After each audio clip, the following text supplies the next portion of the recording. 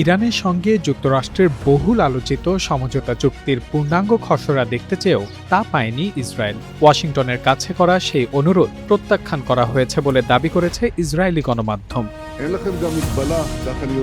আনাদোলুর প্রতিবেদনে বলা হয়েছে, আগামী শুক্রবার সুইজারল্যান্ডে সই হতে যাওয়া এই সমঝোতা স্মারকের বিস্তারিত বিষয়বস্তু এখনও জানে না তেল আবিব। ফলে চুক্তির গুরুত্বপূর্ণ ধারাগুলো নিয়ে অনিশ্চয়তায় রয়েছে দেশটি। ইসরায়েলের চ্যানেল 12-এর এক প্রতিবেদনে দাবি করা হয়, সমঝোতা স্মারকটি পর্যালোচনার জন্য মার্কিন প্রশাসনের কাছে অনুরোধ জানিয়েছিলেন ইসরায়েলি কর্মকর্তারা। তবে ওয়াশিংটন সেই অনুরোধ নাকচ করে দেয়। তবে এ বিষয়ে ভিন্ন তথ্য দিয়েছেন আলোচনার সঙ্গে সংশ্লিষ্ট একটি সূত্র।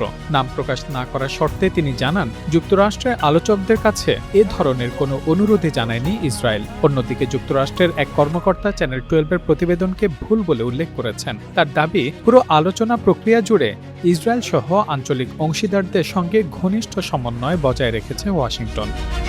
প্রতিবেদনে আরও বলা হয়, মার্কিন প্রেসিডেন্ট ডোনাল্ড ট্রাম্প সমঝোতা স্মারকের প্রতিটি শব্দ নিজে পর্যালোচনা করবেন বলে জানিয়েছেন। তবে নথিটির বিস্তারিত কবে প্রকাশ করা হবে সে বিষয়ে কিছু জানানো হয়নি। এদিকে ইরানি গণমাধ্যমের খবরে বলা হয়েছে, সমঝোতা স্মারকে মোট 14টি ধারা রয়েছে। বিভিন্ন প্রতিবেদনের দাবি অনুযায়ী এসব ধারার মধ্যে রয়েছে দক্ষিণ লেবানন থেকে ইসরায়েলি সেনা প্রত্যাহার, হরমুজ প্রণালীতে জাহাজ চলাচলের বিধিনিষেধ তুলে নেওয়া, ইরানের উপর আরোপিত নিষেধাজ্ঞা প্রত্যাহার, জব্দ থাকা ইরানি সম্পদ মুক্ত করা এবং যুক্তরাষ্ট্রের সমর্থনে ইরান পুনর্গঠনের পরিকল্পনা।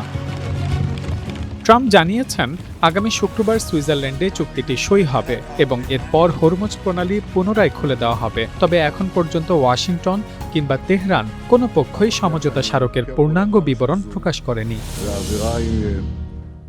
Mahmudul Hasan, Times today.